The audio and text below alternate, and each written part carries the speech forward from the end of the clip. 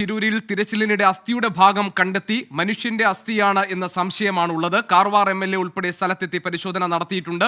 നമുക്ക് അരുൺ പൂപ്പറമ്പ തിരൂരിൽ നിന്ന് നമ്മളോടൊപ്പം ചേരുന്നു. അരുൺ, അസ്ഥി കണ്ടുകിട്ടിയത് എപ്പോഴാണ്? മനുഷ്യന്റെ അസ്ഥിയാണ് എന്ന് സ്ഥിരീകരിച്ചിട്ടുണ്ടോ? എന്തൊക്കെയാണ് വിവരങ്ങൾ? ഗോപികൃഷ്ണൻ, ഡ്രഡ്ജർ ഉപയോഗിച്ച് ഇന്ന് വൈകിട്ട് നടത്തിയ തെരച്ചിലിനിടെയാണ് ഈ അസ്ഥിഭാഗം നിലവിൽ കണ്ടെത്തിയിട്ടുള്ളത്.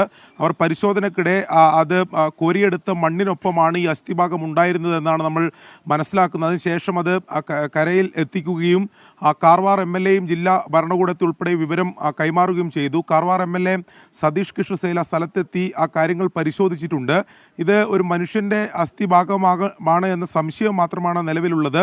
അത് ഈ ശാസ്ത്രീയമായിട്ടുള്ള പരിശോധനയിൽ ആണ് സ്ഥിരീകരിക്കേണ്ടത്. അതുമായി ബന്ധപ്പെട്ട് നിലവിലിപ്പോൾ അസ്ഥിഭാഗം പോലീസ് സ്റ്റേഷനിലേക്കാണ് മാറ്റിയിട്ടുള്ളത്. അത് ഇനിയിപ്പോൾ അതിൻ്റെ കൂടുതൽ പരിശോധനകൾക്കായി, അതിൻ്റെ ശാസ്ത്രീയ പരിശോധനകൾക്കായി അത് ലാബിലേക്ക് ഉൾപ്പെടെ മാറ്റും എന്നതാണ് നമുക്ക് ലഭിക്കുന്ന വിവരം. എന്തായാലും ഈ വിവരം അറിഞ്ഞ ഉടൻ തന്നെ കാർവാർ MLA ഉൾപ്പെടെ ആ സ്ഥലത്തെത്തിയിരുന്നു. ആ സ്ഥലത്തെത്തിയ കാര്യങ്ങൾ പരിശോധിക്കുകയും ചെയ്തിട്ടുണ്ട്. ഇന്ന് വൈകിട്ട്, അതായത് തിരച്ചിൽ അവസാനിപ്പിക്കാൻ പോകുന്ന ഘട്ടത്തിലാണ് ഇത്തരമൊരു നിർണായകമായിട്ടുള്ള ഒരു കണ്ടെത്തൽ ഉണ്ടായിട്ടുള്ളത്.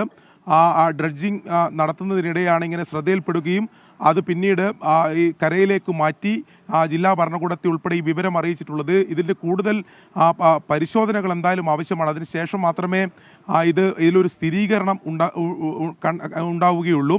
അതായത് 3 പേരെയാണ് ഇനിയും കണ്ടെത്താനുള്ളത്. അതിന്റെ തെരച്ചിലാണ്. കൈയുടെ ഭാഗമാണ് ഈ കണ്ടെത്തിയ അസ്ഥി എന്ന ഒരു സൂചനയുണ്ട്. പക്ഷെ അത് സ്ഥിരീകരിക്കാൻ പോകുന്നതേ ഉള്ളൂ. ഏതായാലും മനുഷ്യന്റെ അസ്ഥി തന്നെയാണ് എന്ന് ഏതാണ്ട് ഉറപ്പാണ്. പക്ഷെ ആ കാര്യങ്ങളിൽ പൂർണ്ണമായ സ്ഥിരീകരണത്തിന് വേണ്ടി കാത്തു നിൽക്കുകയാണ്. ഏതായാലും ഇപ്പോൾ വരുന്ന വിവരം, ശിരൂരിൽ നിന്ന് അസ്ഥിയുടെ ഭാഗം കണ്ടെടുത്തു. മനുഷ്യന്റെ അസ്ഥിയാണെന്നാണ് മനസ്സിലാക്കാൻ കഴിയുന്നത്. കൈയുടെ ഭാഗമാണ് എന്നുള്ള സംശയവുമുണ്ട്. അരുൺ പൂപ്പറമ്പയാണ് ബംഗളൂരുവിൽ നിന്ന് വിവരങ്ങൾ നൽകിയത്.